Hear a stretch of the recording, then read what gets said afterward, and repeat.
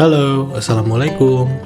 Di video sebelumnya saya mengenalkan kalian gagasan tentang ekonomi Islam yang dijalankan tujuan syariah dan contoh menarik IBFNet menggunakan teknologi terkini untuk membangun miniatur ekonomi Islam dalam blockchain. Seperti yang kita tahu, mata uang memiliki fungsi penting dalam ekonomi. Uang memiliki 4 fungsi seperti medium, unit, standar, dan penyimpanan. Uang berfungsi sebagai medium pertukaran, satuan pengukuran harga, penyimpanan harta, dan standar penangguhan pembayaran. Uang yang kita temukan sehari-hari atau fiat merupakan uang yang didukung oleh pemerintahan. Uang yang diterbitkan oleh bank sentral atau uang yang berdaulat mungkin akan sangat berbeda dari uang yang hadir dalam ekonomi Islam. Jadi, apa yang akan menjadi mata uang untuk miniatur ekonomi Islam kita? Teknologi blockchain memungkinkan kita sebagai pribadi untuk mengeluarkan mata uang. Apakah mata uang tersebut mendapat tempat dalam ekonomi Islam? Jika kita merunut pada sejarahnya, pada periode Rasulullah SAW, di Madinah ada 2 jenis uang yang dicetak dari emas dan juga perak.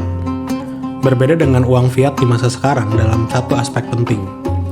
Jadi, nilai dari uang tersebut setara dengan kandungan emas atau perak dalam uang tersebut, sehingga nilainya ketika dipindah tangankan tidak berubah dan berbeda dari nilai intrinsiknya. Selain emas dan perak, ada pula uang yang menggunakan logam atau fulus, yang dimana nilai tukarnya berbeda dari kandungan logamnya. Saat itu, fulus digunakan untuk transaksi dengan nilai tukar rendah. Pemerintah Islam pada masa itu membuat uang dengan bahan selain emas dan perak, seperti kulit unta. Bahkan saat menggunakan emas dan perak, nilai intrinsiknya pun berbeda. Uang tersebut dapat digunakan untuk transaksi dengan nilai yang tercantum pada muka uang tersebut, didukung oleh perintah dari khalifah atau sultan, mirip seperti uang fiat modern. Bagaimana pandangan cendekiawan muslim terhadap mata uang tersebut? Sejarah dari uang memperlihatkan kita bahwa cendekiawan muslim menerima 2 tipe uang atau mata uang. Pertama, uang dengan muka uang yang setara dengan kandungan emas atau perak dalamnya, bisa disebut sebagai dolman hakiki. Kedua, muka uang yang ditentukan oleh pemerintahan dan diterima oleh masyarakat luas atau dolman istilahi. Hal tersebut menjadi argumen paling kuat yang mendukung bahwa uang digital dapat dikategorikan sebagai uang swasta, seperti Bitcoin, Algo, dan Ethereum. Dan perlu diingat bahwa uang digital pun kini diterbitkan oleh pemerintah modern yang dinamakan Central Bank Digital Currencies atau CBDCs. Ketika uang swasta diterima oleh syariah, kondisi penerimaan dan penerapan oleh semua pihak menjadi hal fundamental yang dibutuhkan. Dalam ketidakhadiran pemerintah atau kedaulatan, penerimaan dan penerapan tersebut menjadi tidak mudah. Apakah uang digital sama dengan token digital? Uang digital dicetak sebagai token digital dengan bantuan teknologi blockchain. Faktanya, ada banyak digital token yang mungkin memiliki fitur yang sama dengan uang konvensional, serta aset finansial dan non-finansial. Sebuah token dapat diterbitkan dengan nilai setara US dollar. Sebuah token dapat diterbitkan setara dengan bagi hasil pada perusahaan. Token tersebut bisa juga diterbitkan setara jarak ambulans dan pesawat, kilowatt energi matahari, dan ton emisi karbon. Sebuah token juga dapat diterbitkan atas karya, wasiat, atau kepemilikan lahan dan ternak.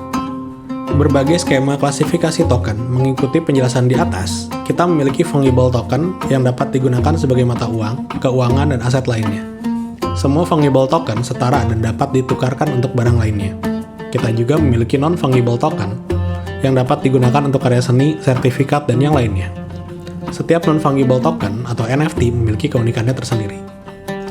Cara lain untuk melihat kepemilikan sebuah token memberikan utilitas spesifik atau nilai lebih dari pemilik. Sebuah token mall mungkin akan memberikan fasilitas berupa diskon atau hadiah bagi pemegangnya. Token dari sebuah jaringan komunitas mungkin akan memberikan fasilitas seperti akses ke e-library atau manfaat lain yang diberikan pada anggotanya. Token tersebut dikategorikan sebagai utility token. Ketika token digunakan untuk mengumpulkan dana bagi proyek, untuk mengganti sebuah sistem tradisional, maka token tersebut disebut dengan nama security token. Ketika investor membeli sebuah equity token contohnya, dia adalah bagian dari pemilik proyek sebagai pemegang dari bagi hasil proyek tersebut. Token pengaman dapat diatur ke berbagai cara, serupa dengan keamanan keuangan atau bagi hasil. Ketika perbedaan konseptual antara token utility dan security sudah jelas, ada kesempatan untuk mengaburkan hal tersebut dalam penerapannya, meskipun pada akhirnya berakhir pada regulasi otoritas pasar dalam negara. Regulasi pada umumnya meminta informasi yang akurat dan memadai mengenai sebuah proyek, serta pengawasan yang hati-hati terhadap promotor, serta pasar yang baik. Sebenarnya ada banyak pelaku yang tidak memiliki rekam jejak atau memiliki rekam jejak buruk untuk menghindari norma dan tetap menghasilkan dana dengan menjual token utilitas. Sayangnya, praktik pengumpulan dana dengan menjual utility token sudah berlangsung lama. Utility token dijual dengan harga sewenang-wenang kepada publik tanpa memberi penjelasan terkait tentang dasar proyek yang jelas. Tidak ada utilitas atau nilai yang diberikan kepada pemegang token yang setara dengan harga yang dibayarkan, kecuali janji. Permainan tersebut sering dimainkan oleh para pemilik proyek jahat yang melibatkan beberapa langkah. 1. Membuat atau mencetak token tidak sesuai white paper atau light paper. Itu adalah informasi yang diberikan promotor kepada publik untuk meraih kepercayaan. 2. Menjual token dalam bentuk paket dengan harga yang naik bertahap untuk memberi kesan bahwa permintaan token tersebut tinggi.